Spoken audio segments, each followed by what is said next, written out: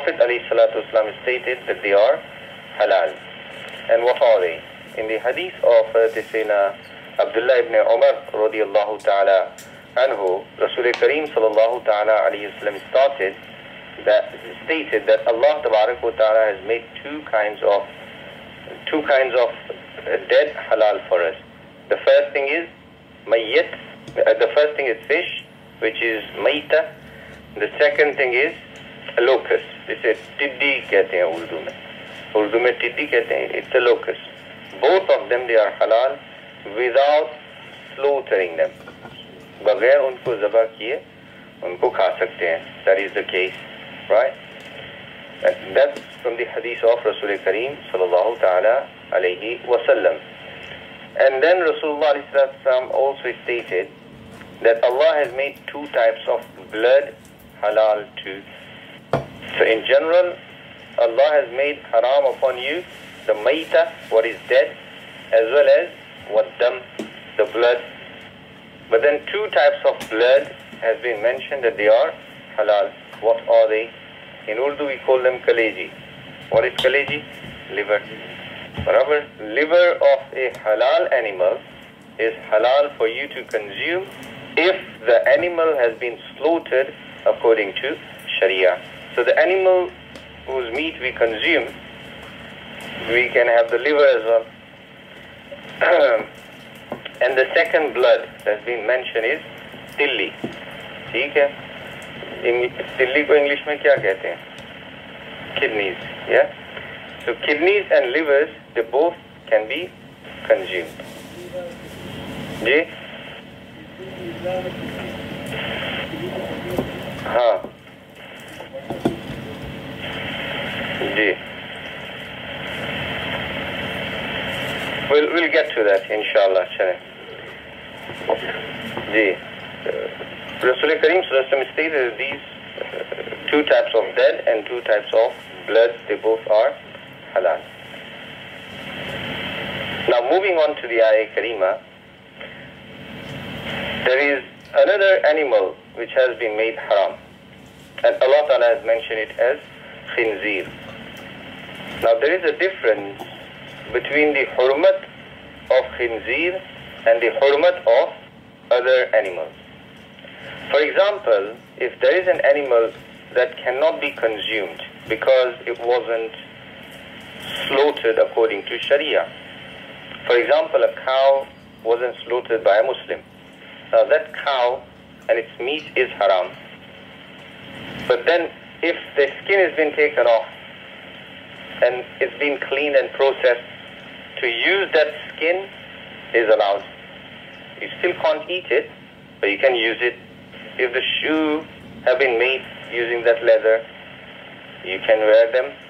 Brother, can you request him to go outside and speak? Please, can you go outside and talk, please? This is masjid.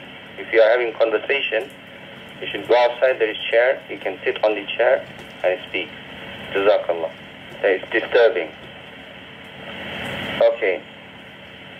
So leather, it can be used, although the consumption of the meat of that animal is not allowed, because it's been processed and now you can use it. When it comes to khinzir, the hurmat is very severe. It is so severe that every single part of khinzir remains haram no matter how much you clean it. You clean it 1,000 times, that still remains haram. Now the interesting thing is that you have the jabs of children, and there are two types. One of them, it does have the animal fat, and in particular the pig fat. Dr. Sabisir, he can correct me if I'm not saying what he is. So in one of them there is pig fat. Now interestingly, you have certain people who give fatwa that medicine can be used. How? Subhanallah. There is no way any part of the pig, after whichever process that you use, and you put it in any medication, that can be halal. Now, there are two things which I will mention.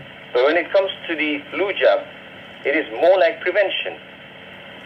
You haven't got the illness yet, and you are taking the flu jab, which has pig element in it. How can it be halal? And they have used different, juziyat from the fiqh because of this or because of that. It doesn't make sense.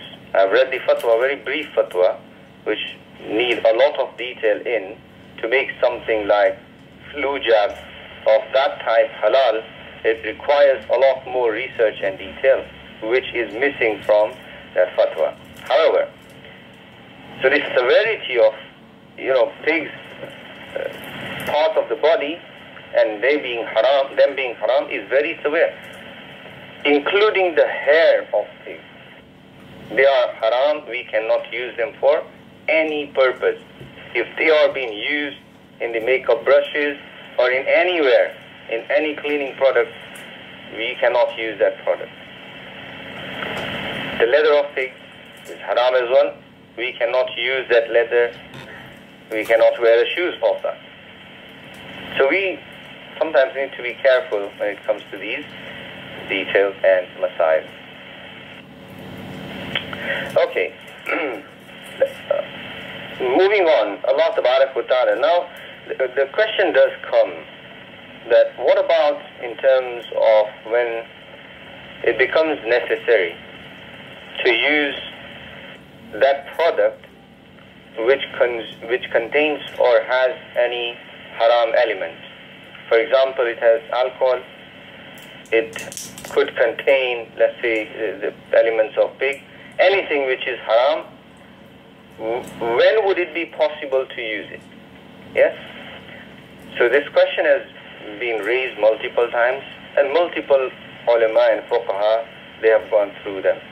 To begin with, what does Islam say? Allah Azza wa Jalla stated in the Holy Quran, وَمَا جَعَلَ عَلَيْكُمْ فِي الدِّينِ مِنْ حَرَجٍ. Allah has not made haraj in the deen for you. Yes? What is haraj? Haraj means when something becomes severely difficult for you to act upon. So deen, Allah has not made it difficult to act upon. You can remain on the deen and yet you can enjoy your life. You can remain on the deen and yet you can get the treatment that you would want and you would like. So it is quite a detailed topic.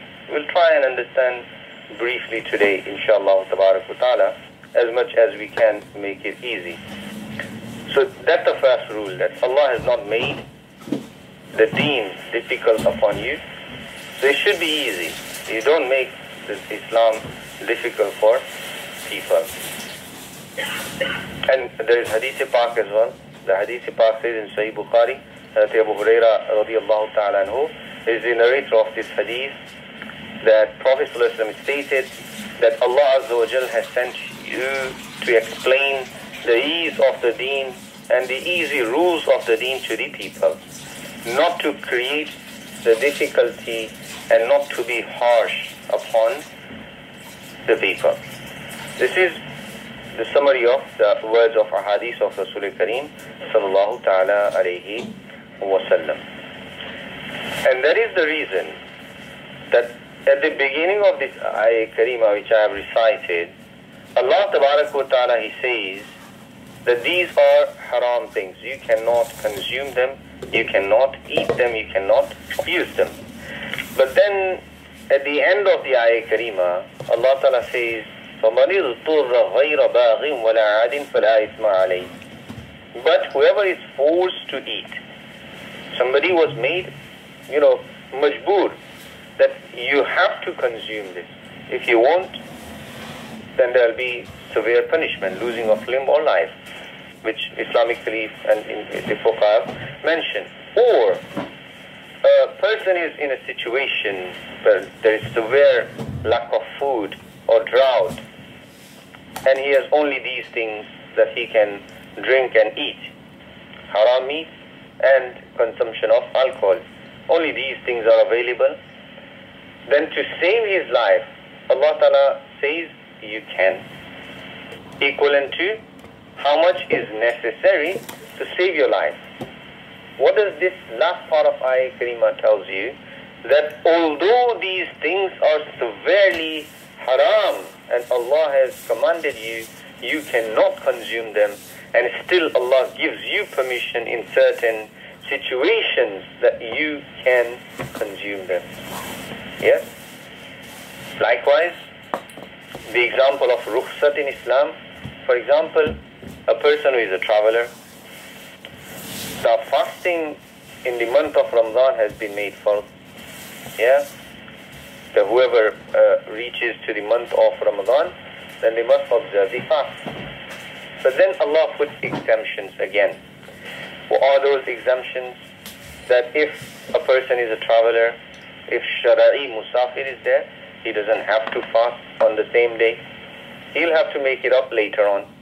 If the woman is pregnant, breastfeeding, and there is a problem and possibility of her or the baby's health issues, then she can fast later. Likewise, Marid, فَمَنْ كَانَ مِنْكُمْ مَرْضَى, those who are ill people, those who cannot fast, either those who are permanently ill or temporary illness. For both of them, if they are unable to fast, Allah has given rukhsat, that they can make it up later on. For those people who are fragile and very old, whose physical ability does not allow them to fast, for them, Allah has given rukhsat again to give the fidya, and that is sufficient for you. So the conclusion of this whole explanation that I have tried to do is, Islam is the deen of ease. Allah Azza wa Jal does not want difficulty on His servants. Now, you do have, medications which contain alcohol, and some of them, they are highly, important and essential medicines that contain alcohol or any haram element. What is the ruling in regards to this now? The simple understanding of this